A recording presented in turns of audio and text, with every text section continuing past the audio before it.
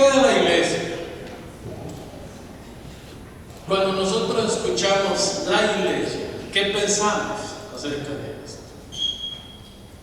Para algunos la iglesia es el edificio, para otros es un grupo de personas, para otros es simplemente un lugar. ¿Pero qué es la iglesia? ¿Cómo entendemos que la iglesia funciona? ¿Por qué es importante la iglesia? Bueno, hermanos, la iglesia es, por definición, un organismo vivo. Y un organismo como tal se reproduce. Un organismo como tal crece. Un organismo como tal se desarrolla. Entonces, si creemos que la iglesia es un organismo vivo, entonces nosotros debemos de ver la iglesia como algo que está creciendo y en desarrollo.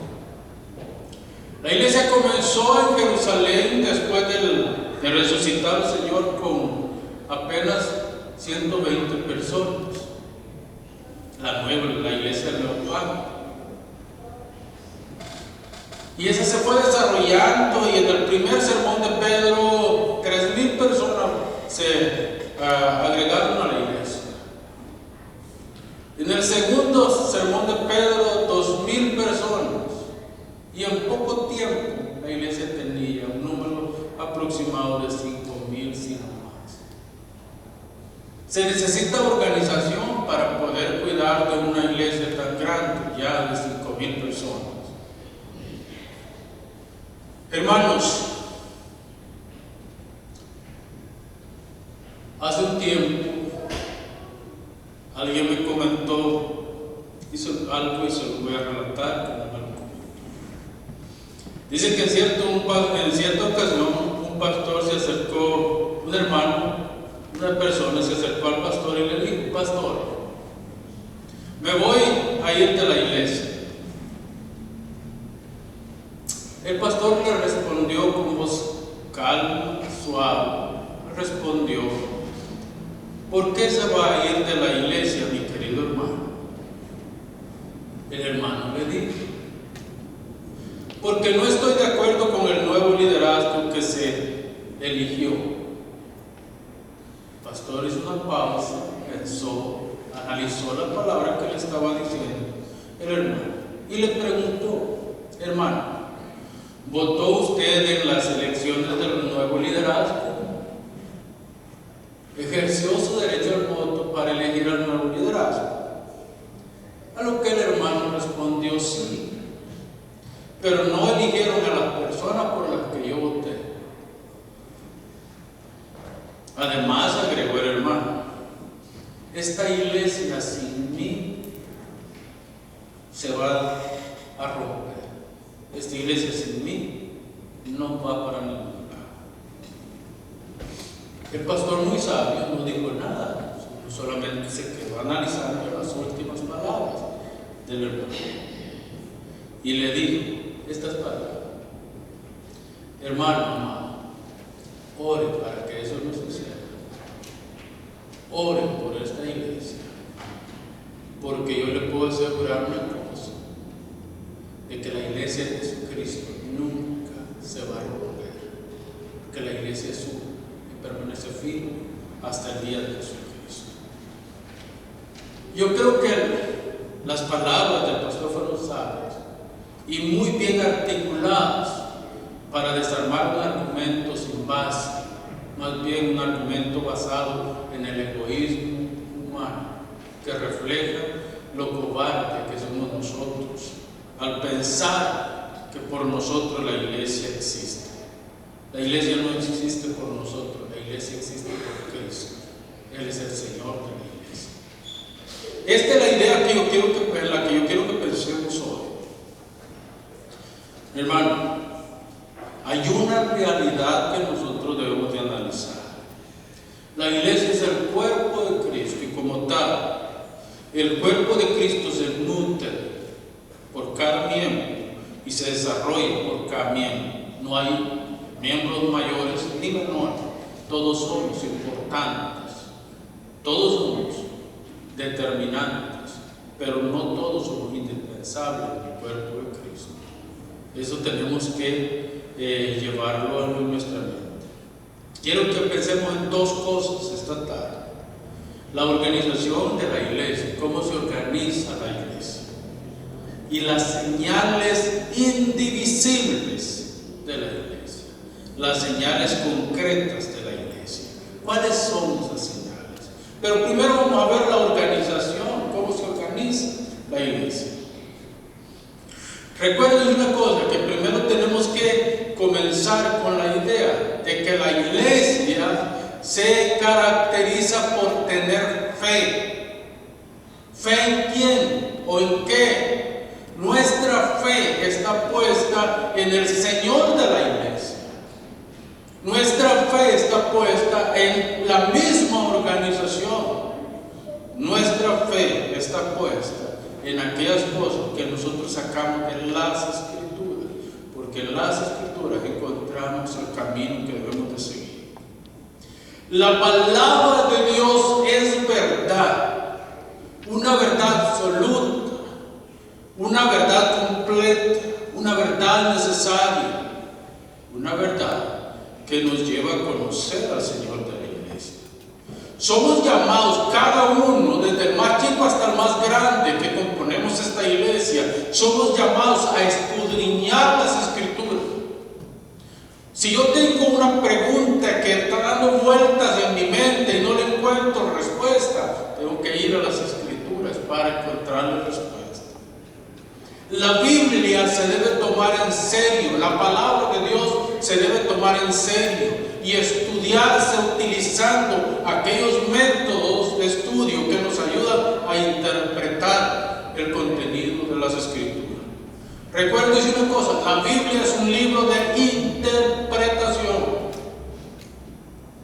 y de acuerdo a la capacidad de nosotros podemos interpretarla para bien de nuestras vidas o para mal de nuestras vidas. Por eso necesitamos una iglesia donde se predique la palabra de Dios, donde se enseñen las Escrituras, donde las personas crezcan en el conocimiento de Dios y se fortalezcan en la fe, para poder hacer un estudio adecuado de las Escrituras. La Biblia, la palabra de Dios, nos provee crecimiento espiritual a nosotros. Si usted va a Colosenses capítulo 1, verso 10, el apóstol Pablo le está escribiendo a la iglesia de Colosa y le está dando directrices acerca de lo que implica interpretar la palabra de Dios. Él le está diciendo: para que andéis como es digno del Señor, agradándole ¿a quién? A Cristo en todo, llevando fruto en toda buena obra y creciendo en el conocimiento de Dios. El apóstol Pablo está tomando tres cosas en este versículo que nos ayudan a nosotros a desarrollarnos como personas, pero a la vez a desarrollarnos como cuerpo de Cristo. El primero es: para que andéis, para que caminéis, para que vayáis como hijos de luz y no como hijos de tinieblas, sino como hijos de luz, comportándote dignamente, hablando entre vosotros con cánticos espirituales, adorando a Dios con todo el corazón. Pero además de eso, ¿por qué? Porque nosotros estamos agradándole. ¿Qué significa agradando a Cristo, el Señor de la iglesia? Y llevando fruto. Cada uno de nosotros como cuerpo de Cristo tenemos la responsabilidad de llevar fruto. ¿Cuál es el fruto que vamos a llevar? Hermano, el primer fruto que tenemos que llevar es una vida santa delante de Dios. Una vida de oración, una vida de comunión, una vida de entrega a la voluntad de Dios. Pero además de eso, tenemos una responsabilidad, y es anunciar las buenas nuevas de salvación a los que no los conocen. Eso es llevar fruto. Toda buena obra, frutos de buena obra, las cuales fueron preparados, dice Pablo en Efesios 2:10, antes de la fundación del mundo. Las obras dignas de arrepentimiento, las obras de fe, la obra del nuevo nacimiento, obras de gracia y de bondad. Ahora fíjense bien, creciendo en el conocimiento de Dios. Tres cosas importantes en este versículo que tenemos que ponerlo en práctica. Este crecimiento, hermano, nos relaciona con Dios. Este crecimiento nos lleva a tener una relación con Dios, pero una relación como cuerpo de creyentes también. Quien conoce a Dios puede tener una intimidad con Él. Aquellos que no conocen a Dios, se les va a hacer muy difícil tener una relación estable con Dios, porque no saben qué cosa le agrada ni qué cosa le desagrada. Solamente aquellos que tienen una relación con Dios saben qué cosa le agrada y qué cosa le desagrada a nuestro Dios. Pero debemos de llevar a la práctica este conocimiento. El proverbista dice: el principio de la sabiduría es el temor de Jehová. Cuando nosotros tenemos temor de Dios en nuestro corazón, en nuestra vida se encarrila a hacer la voluntad de Dios. No le tenemos miedo a Dios, sino que le tenemos un temor reverente.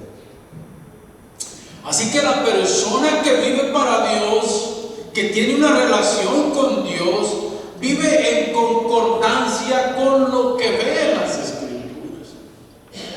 El cristiano que vive para Dios y que tiene una relación con Dios, vive en concordancia con lo que ha leído acerca de este Dios.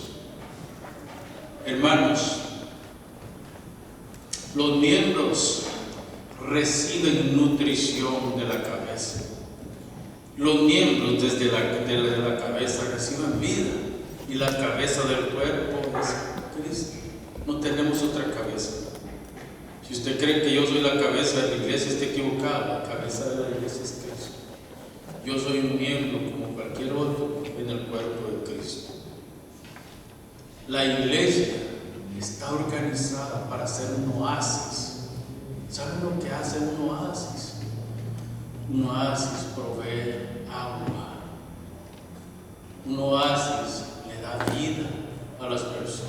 Les provee alimento, les provee salud, les provee esperanza. Pues la iglesia es un oasis en un desierto de ideas, de pensamiento, de ideologías. Nosotros, la iglesia, somos un oasis que estamos ahí para dar de beber al sediento. Pero además de eso, la iglesia es un refugio donde aquellos que están quebrados, donde aquellos que están rotos, donde aquellos que caminan sin esperanza, encuentran esperanza. No solamente protección de las inclemencias del tiempo, sino también protección y alimento para su vida. La iglesia, hermanos, sana corazones, no lo hiere. La iglesia no está para herir, la iglesia debe estar para sanar. La iglesia debe estructurarse de tal manera que su ministerio sea desarrollado para envolver a aquellos que Dios ha llamado a su reino. Y todo esto tiene un solo fin: la gloria de Dios.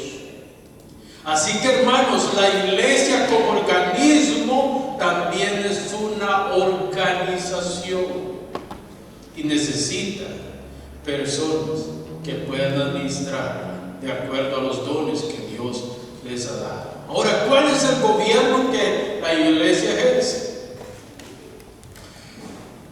Tenemos una cabeza, ¿verdad? Cristo es la cabeza, pero tenemos dos ministerios muy importantes en la iglesia. Tenemos el ministerio de diáconos y el ministerio de ancianos. Esos son dos ministerios fundamentales para la iglesia. Primero, debemos de ver el cuerpo de ancianos, o como nosotros le llamamos consistorio. El cuerpo de ancianos o el cuerpo de consistorio está compuesto de los ancianos gobernantes ancianos docentes, es decir, aquellos que predican, aquellos que enseñan la palabra de Dios.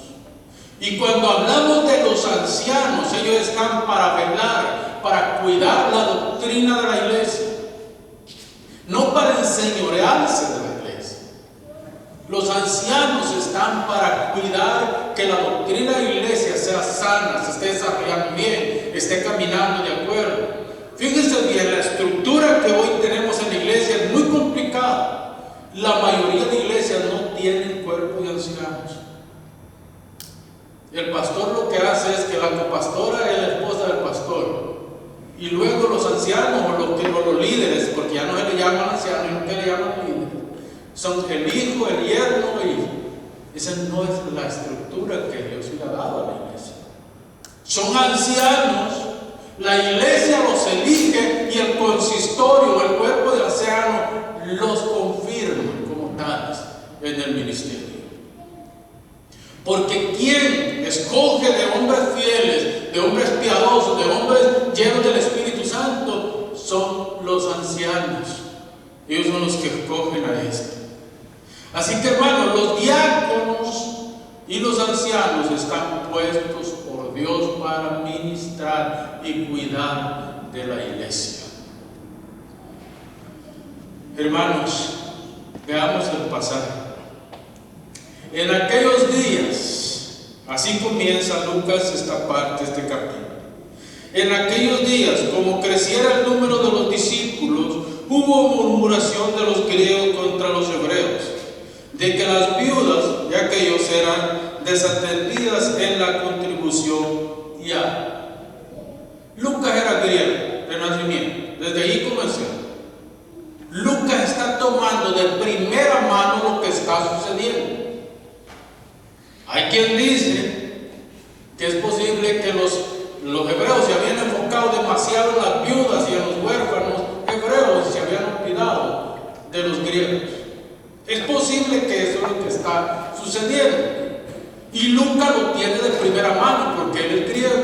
Entonces él dice, en aquellos días, en los días de los apóstoles, en los días de la iglesia la primitiva iglesia, en los días después de que la iglesia creció a un número grande,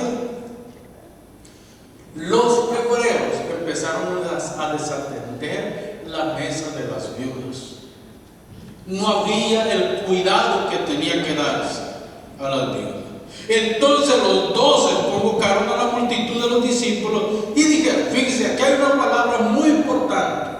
No dice los miembros de la iglesia, ¿verdad que no dice eso? ¿Qué dice? Los discípulos. O sea, se veían todos como una comunidad en crecimiento, porque un discípulo es alguien que aprende a los pies de alguien. Entonces, los apóstoles, en este caso, o Lucas está diciendo que todos se veían como un grupo de hermanos en crecimiento, en desarrollo, cada uno. Yo les pregunto en esta tarde a ustedes, ¿cómo se ven ustedes con él? A la luz de este grupo, a la luz de esta iglesia, ¿cómo se ven?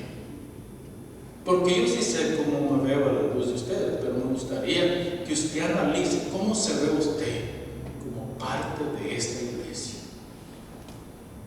Todavía indeciso, sí, tal vez no, me voy a hacer miembro, pero más adelante. Por ahorita vamos a estarnos aquí sin hacernos miembros. No veo, yo no me quiero hacer, no me quiero hacer responsabilidades con este grupo. ¿Cómo se ve este? ¿Cómo se ve? Porque estos hermanos estaban determinados, él dice. Entonces los 12, es decir, los 12, ya Matías incluido, recuérdense que Matías sustituyó a Judas, entonces los 12, Matías incluido, convocaron a la multitud de los discípulos. No sabemos si eran los 5,000 o 10,000 o más que ya había, no sabemos. Solamente dice que convocaron a la multitud de los discípulos y dijeron, no es justo que nosotros, recuerden que estamos hablando de los 12 apóstoles, que ellos son los que están hablando en este momento, posiblemente a través de Pedro, que Pedro era el líder de los 12, aunque más adelante Santiago se convirtió el líder, Santiago, el medio hermano del Señor, ¿verdad? Se convirtió en el líder de los 12. Pero por el momento queremos pensar que es Pedro todavía el que es el líder de los 12. Entonces él dice: no es justo que nosotros dejemos la palabra de Dios para servir a las mesas. Me detengo aquí, porque esto es muy importante, hermano, muy importante. Nosotros vemos que los pastores, los predicadores, en este caso los apóstoles, ellos están diciendo: no es justo que nosotros dejemos el estudio de la palabra de Dios para atender a cosas secundarias, porque estas son cosas secundarias que están en la iglesia. Lo principal en una iglesia es la enseñanza de la palabra de Dios. No estoy diciendo que no es importante cuidar de la viuda, cuidar del huérfano, cuidar de los miembros de la iglesia. Eso es parte fundamental de una iglesia. Pero lo principal para el predicador es dedicarse al estudio de la palabra de Dios. Le quiero preguntar algo. Usted fuera a un restaurante donde la persona que sirve en ese restaurante, o el chef de ese restaurante, no tiene ninguna capacitación de cocina. Usted le pide huevos y le lleva carne, usted le pide carne y le lleva otra cosa, y mal preparada. ¿Verdad que no vuelve a ese restaurante usted? Eso sin contar si la atención que sirve en ese restaurante es mala. No vuelve a ese restaurante. ¿Sí? O no vuelve a comprarles comida a ese restaurante. Pues déjeme decirle, ¿por qué nosotros nos acomodamos y recibimos cualquier cosa de los predicadores? Esa es mi pregunta para usted. ¿Por qué nosotros recibimos cualquier cosa de los predicadores cuando predican? Y nos hablan un montón de barrabasadas que yo no sé de dónde la sacaron. Y nosotros, amén, gloria a Dios, aleluya. Hermanos, nosotros tenemos que ser jueces de esta clase de cosas. Tenemos que ser jueces. Y ellos dicen: no es justo que nosotros desatendamos el estudio de la palabra para servir en la mesa. Y es aquí donde ellos dan directrices. Para eso están los ancianos, para ordenar, para dirigir. Para eso están los ancianos. Y por supuesto visitar a los hermanos en la iglesia. Pero ellos les dicen: buscad pues, hermanos, de entre vosotros a 7 varones. Y ojo que aquí está el perfil de un diácono. No necesitamos inventar la rueda, ya está. Si nosotros queremos buscar un buen diácono, un buen cuerpo de diácono en la iglesia, aquí está el perfil. ¿Qué dicen? Buscad entre vosotros a 7 varones de buen testimonio. Es decir, hombres fieles, hombres que conocen las escrituras, hombres que tienen testimonio de orar constantemente, hombres que cuidan su testimonio delante de los demás. Porque si nosotros vamos a poner a cualquiera en el servicio de la obra del Señor, el día de mañana la iglesia es vituperada por causa del testimonio de esa persona. Es vituperada. Ahora fíjense en la segunda parte: llenos del Espíritu Santo. Y aquí mucha gente piensa que son los más espirituales. ¿Verdad que en la iglesia hay gente que se considera más espiritual? Son los que ayunan, son los que oran, son los que gritan más alto, son los que saltan más alto. Esa no es espiritualidad. Esa no es espiritualidad. Una persona puede ser fanfarrona, gritar y hacer muchas cosas en la iglesia, pero su testimonio afuera es un desastre. Ese no tiene nada que ver con Dios. Ese es un engreído que está en la iglesia para destruir a la iglesia en vez de edificar a la iglesia. Los hombres llenos del Espíritu Santo son aquellos que saben decir algo cuando tienen que decirlo y callar cuando tienen que callar. Hombres inteligentes que usan la palabra de Dios para edificar al cuerpo de Cristo, no para dividir el cuerpo de Cristo. Hombres que son llenos del Espíritu Santo y tienen que ser llenos del Espíritu Santo. De hecho, ser lleno del Espíritu Santo, ¿sabe qué significa? Haber nacido de nuevo. No podemos poner a cualquier persona en este ministerio, llenos del Espíritu Santo, pero le agrega otro, de sabiduría. Hermanos, hagamos un análisis de algunos grupos evangélicos que se llaman muy espirituales, a ver si son sabios cuando ellos tienen que enfrentar un problema, a ver si son sabios cuando hablan con los demás, a ver si son sabios cuando están en el trabajo, ¿sí? O tratan de la patada a sus compañeros de trabajo, tratan mal con lo que se juntan. ¿Se imagina usted el perfil que está dando los apóstoles? Primero, dijimos, ¿verdad? 7 varones de buen testimonio, llenos del Espíritu Santo y llenos de sabiduría. Es que es una persona así como esta. Hermano, es como ver a Job, ¿verdad? Yo me imagino que Dios veía a Job de perfil, de frente, de espalda, de lado, lo veía de todos lados, y Dios decía: este hombre es recto, temeroso de Dios y apartado del mal. Eso es lo que está diciendo este pasaje, este versículo 3. En quienes, dice, en quienes encarguemos de este trabajo. Hermanos, y para servir a la mesa se necesita que el hombre sea de buen testimonio, lleno del Espíritu Santo y de sabiduría.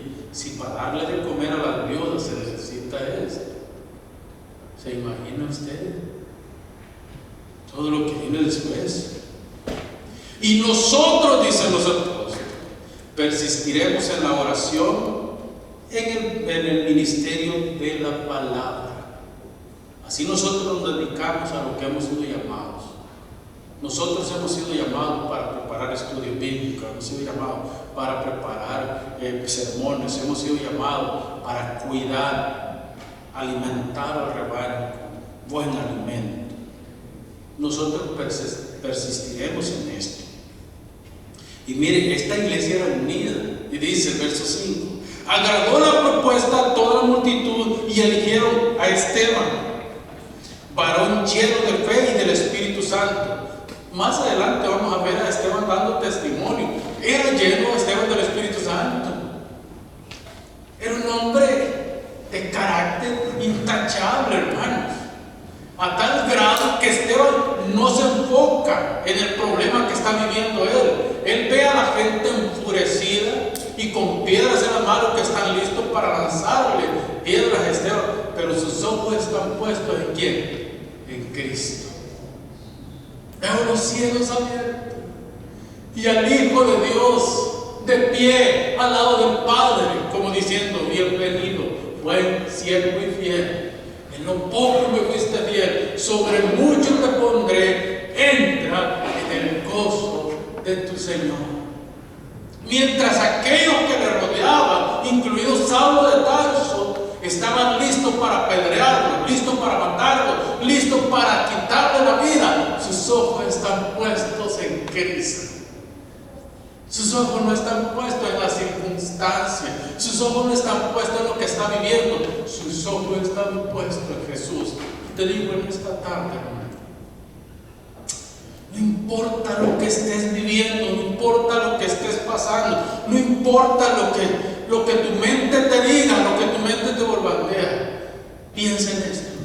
Pon tus ojos en Jesús y deja en las manos de Él todo lo que venga, porque Él tiene cuidado de nosotros y Él no nos va a dejar caer. Hermanos,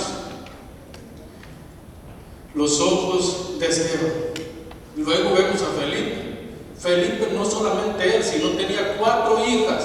El diácono, Felipe el diácono, tenía 4 hijas que eran predicadoras, iban predicando por todos los pueblos, juntamente con su papá, enseñando y predicando. Felipe, uno de los diáconos, lleno del Espíritu Santo, se paró al lado de un hombre que iba en un carruaje. Se recuerdan del etíope, ¿verdad? Iba en un carruaje, se para al lado corriendo, me imagino, y le dice: ¿entienden lo que lees? Y el etíope le dice: ¿cómo voy a entender si no hay quien me explique lo que dice aquí? Y dice la Escritura, ¿verdad?, que iba leyendo Isaías 53. Le explicó todo el Evangelio al etíope y por último lo bautizó y se desapareció. El Espíritu Santo lo llevó para otro lado. Y dice la Escritura, no lo estoy diciendo yo, dice la Escritura que llenó Felipe el Evangelio en toda Samaria, con él y sus hijas. Llenó el Evangelio, llenó Samaria del Evangelio. Era uno de los diáconos. Buscad entre vosotros a 7 varones llenos de sabiduría, llenos del Espíritu Santo y llenos de testimonio. Porque estos son los representantes de la iglesia. Estos son los que velan por la iglesia del Señor. Y el verso 7, ¿qué dice el verso 7? Y crecía la palabra del Señor. ¿Cuál es el resultado de todo lo que ha dicho Lucas antes? Crecimiento espiritual, crecimiento en el conocimiento de Dios, crecimiento en la gracia de Dios. Y crecía la palabra de Dios y el número de los discípulos. ¿Qué pasaba con el número de los discípulos? Se multiplicaba grandemente en Jerusalén. Incluso, dice, miren, esto es importante lo que Lucas está narrando. Incluso aquellos que mataron a Jesús, los sacerdotes que estuvieron de acuerdo para asesinar a Jesús unas semanas antes, dice, y también muchos de los sacerdotes obedecían a la fe. Hermanos, déjenme decirle esto. Si usted quiere cambiar la mentalidad de una persona, no le dé ideas suyas. No le presente sus ideas. No le presente que la iglesia de nosotros es la iglesia mejor que existe en Toronto. Eso no va a convencer ni va a convertir a la persona. Si usted quiere que esta iglesia crezca, dígale esto: cree en el Señor Jesucristo y serás salvo, tú y tu casa. Nosotros no tenemos que convencer a nadie, solamente tenemos que proclamar el Evangelio. El Evangelio convence a la persona. Miren qué es lo que dice, hermano. Y crecía la palabra de Dios. Es decir, tanto los ancianos como los diáconos estaban preparados para proclamar el Evangelio. Y el resultado, ¿cuál era? Crecimiento integral en número, espiritualidad y llenos de la gracia de Dios. Hermanos amados, esta no es la iglesia mejor de Toronto. El que crea que esta es la iglesia mejor de Toronto está equivocado. Esta no es la iglesia mejor de Toronto. Esta es la iglesia que proclama el Evangelio en la ciudad de Toronto, y el Señor añadirá a esta iglesia los que han de ser salvos por el poder del Evangelio. No por nosotros, ni por lo que nosotros hacemos, sino por el poder que la palabra de Dios ejerce en el corazón de las personas. ¿Cuáles son las señales indivisibles de una iglesia saludable, de una iglesia sana? Tenemos como primero la doctrina. La doctrina es importante, hermanos. Hay muchos grupos cristianos hoy en día, entre comillas, porque no lo son. Hay muchos grupos cristianos hoy en día que dicen: ¿para qué estudiar? ¿Para qué voy a estudiar yo? ¿Para qué necesito yo aprender de doctrina? ¿Para qué necesito yo aprender de las cosas que dice la Biblia? Me basta. Hace unos días, bueno, de hecho fue, creo que el jueves, si no me equivoco, yo sigo mucho a un pastor de México que lo considero muy bueno en lo que hace. Pues este pastor dice, le mandan unos textos. Yo creo que él saca los trozos del texto que le mandan para darle respuesta a lo que le ha mandado. Y le dice: mucha palabra y poca espiritualidad, ¿verdad? Eso fue lo que le comienza diciendo a la persona que le manda el texto. Mucha palabra y poca espiritualidad, ¿verdad? Yo le doy gracias a Dios por mi madre, porque mi madre ya perdió la cuenta del número de discípulos que llevaba a los pies de Cristo. Yo dije, voy escuchaba, ¿qué le va a responder este pastor? Usted sabe que la mente de nosotros vuela. Y yo voy a ver qué le va a responder. Me encantó la respuesta del pastor. Lo hizo magistral, lo hizo de una manera que si ese varón no se arrepintió, que Dios le ayude. Pero mire, el pastor le dijo: gracias a Dios por tu madre, gracias a Dios por tu mamá, porque tu mamá, pues hombre, 500 personas y ya perdió la cuenta después de las 500, eso quiere decir de que hace un trabajo fenomenal. Pero yo te voy a decir algo. Yo no he llevado a ninguna persona a los pies de Cristo, porque no es mi trabajo. Ese no es mi trabajo, llevar a la persona a los pies de Cristo. Mi trabajo es proclamar el Evangelio, y el que lleva a la persona a los pies de Cristo es el Evangelio predicado. Esa es la obra del Espíritu Santo en la persona, llevándolo a los pies de Cristo. Yo ni tengo la capacidad ni tengo la potestad para llevar a nadie a Cristo, pero sí le predico el Evangelio. Y de hecho, te voy a dejar porque voy entrando, porque tengo que predicar en la iglesia en este momento. Y iba entrando a la iglesia, donde hay muchos discípulos que están listos allí para escuchar el mensaje de la palabra de Dios que yo voy a proclamar. Hay cositas que se me han olvidado de todo lo que él dijo, pero hermanos, nosotros no llevamos a nadie a los pies de Cristo. El que lleva a las personas a los pies de Cristo es el Evangelio, el Espíritu Santo en el corazón, obrando. Si nosotros empezamos a regar, y eso lo hice yo en mi ministerio al principio, yo llevaba la cuenta de todas las personas que en mi ministerio aceptaban al Señor, y después dije: esto no es correcto. Esto no es correcto. ¿Para qué yo tengo que llevar esta contabilidad? Mi trabajo es predicar el Evangelio. Lo demás lo hace el Señor. Lo hace el Señor, hermanos. Entonces, hay gente que dice: ¿para qué doctrina? No necesito la doctrina. Pues déjenme decir, necesitamos la doctrina. Segundo, los sacramentos. Los sacramentos. ¿Cuáles son los sacramentos? Hermanos, los sacramentos son distintivos de una iglesia saludable, que fueron instituidos directamente por el Señor. Y yo me siento mal, hermano, porque nosotros aquí tenemos ya varios años y no hemos tomado la cena del Señor. Y yo espero que muy pronto, aunque sean los 2 o 3 miembros que tenemos, podamos tomar la cena del Señor muy pronto.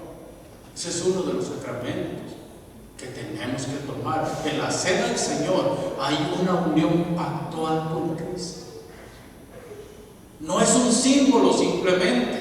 Más bien, la cena del Señor nos dice a nosotros que Cristo fue inmolado por nuestros pecados, que su sangre fue derramada, que su cuerpo fue sacrificado por nuestros pecados. No pensamos nosotros como luteranos y los católicos romanos que ven que hay una transustanciación en la cena. No, nosotros no creemos ni practicamos eso. Nosotros creemos que pactual, espiritualmente, Cristo está presente en la cena. Cristo está presente ahí a través del pan y del vino. Mientras que los católicos romanos y los luteranos, ellos creen que Cristo está presente físicamente en la cena del Señor. Nosotros no creemos eso. Nosotros creemos que pactual y espiritualmente Cristo está presente en el vino y en el pan que tomamos. ¿Y saben qué es lo más glorioso? Que en Apocalipsis, creo que es 19, si no me equivoco, nos dice que la cena que vamos a tomar con Jesús va a ser al final de los tiempos. Esa es la cena más gloriosa, la última cena. No fue la cena que tomaron los apóstoles allá. La última cena va a ser al final de todos los tiempos, para que todos se entreguen al Rey de los cielos. El otro, el bautismo. El bautismo, en el bautismo hay un simbolismo y simboliza muerte y resurrección. Hemos muerto al pecado y hemos resucitado en una nueva vida. Simboliza purificación. Somos purificados de nuestros pecados cuando el agua es echada encima. Hermanos, esta es lo que los dos sacramentos que nosotros encontramos en la Escritura. Cristo los instituyó directamente. Y el bautismo tiene que ser en el nombre del Padre, del Hijo y del Espíritu Santo, porque así fue como lo instituyó nuestro Señor. La manera como lo hace, déjenlo al criterio de cada iglesia. Porque hay mucha gente que dice, no tiene que ser por aspersión, no tiene que ser por afusión, no tiene que ser por inmersión. La Biblia no dice el modo. La Biblia no nos dice que tiene que ser por inmersión, o por aspersión, o por afusión. La Biblia no lo dice. La Biblia solamente nos enseña que tenemos que bautizar a los creyentes en el nombre del Padre, del Hijo y del Espíritu Santo. Y si quieres saber más, hablamos después, porque ahorita no tenemos tiempo. La predicación del Evangelio. Hermanos, es una necesidad urgente. Este es otro distintivo de la iglesia verdadera. Predica la palabra de Dios. Ustedes, si el día que ustedes me escuchen a mí desde este púlpito autopromocionarme a mí mismo, bájenme de aquí, échenme del ministerio, porque he dejado la verdad y me he metido en cosas paganas, ¿sí? Porque de aquí se predica la palabra de Dios, aquí se enseña la palabra de Dios, aquí vivimos la palabra de Dios. Lo demás sale sobrando. Yo le puedo contar cosas bonitas de mi historia y de mi vida, pero tomemos un café y si paga usted mucho mejor y les cuento de mi vida, pero no es del púlpito. El púlpito es para predicar la palabra de Dios. La disciplina eclesial. Hoy muchas iglesias dicen, no, es que lo que tenemos que hacer es amar a todos. Y mire aquí, esta es la iglesia del amor. Esta es la iglesia de la comprensión. Aquí no disciplinamos a nadie. Hermanos, es pecado. Eso es pecado. Es como un padre. Imagínese a un padre que no disciplina a su hijo. Imagínese a un padre. ¿Usted cree que lo que disciplinamos a nuestros hijos no nos duele disciplinar? Nos duele disciplinarlos, hermano. Esta semana no vas a tener televisión. Esta semana no vas a tener teléfono. Esta semana a nosotros nos duele también. Y cuando hay que disciplinarlos con látigo también nos duele más todavía. Pero hermanos amados, si no lo hacemos, vamos a estar creando animales para que destruyan la sociedad y que sirvan de beneficio a la sociedad. Pues igual es Dios, hermano. Dios al que toma por su hijo lo disciplina. Y a veces es verdad que la disciplina del Señor duele mucho. O nunca lo va a disciplinar al Señor donde le saca lágrimas, como que le pega con todo a uno. La disciplina de la iglesia tiene que ser una disciplina con amor, con justicia, con paz, con mucho amor, para llegar a un fin, restaurar a la persona. Restaurar a la persona. Ese es el fin de la disciplina. Pero tiene que hacerse. ¿Quiénes son los que hacen? ¿Quiénes son los que desarrollan la disciplina? El consistorio, el cuerpo de ancianos. Ellos son los que disciplinan. Ellos tienen la autoridad de parte de Dios para disciplinar. Hermanos, quiero concluir con esto. La fe, gobierno, los sacramentos y la disciplina son importantes en la iglesia. Pero lo más importante en una iglesia es nuestra filiación con Cristo. Estamos afiliados, estamos nosotros compenetrados en Cristo. No debemos olvidar que la iglesia somos todos los creyentes que unidos a la cabeza, esto es Cristo, caminamos juntos hacia la vida eterna. No hay uno hablando para un lado, otro para otro y otro para el otro, no. Juntos caminamos hacia la vida eterna. Somos nutridos, fortalecidos y convencidos por Cristo en nuestro desarrollo como cuerpo de creyentes, que vamos caminando realmente hacia la vida eterna.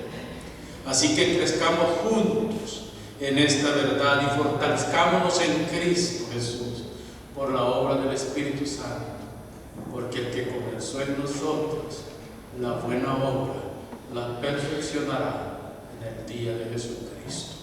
A Él sea la gloria. Amén.